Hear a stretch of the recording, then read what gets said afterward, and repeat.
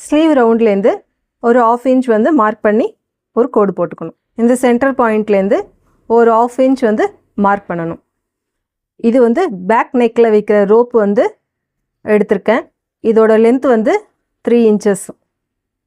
இந்த 1.5 மார்க்கிங் தாண்டி first 1/2 inch இருக்கு இல்லையா, இதில் வந்து இந்த ரோப் வச்சு ஸ்டிச் பண்ணணும்.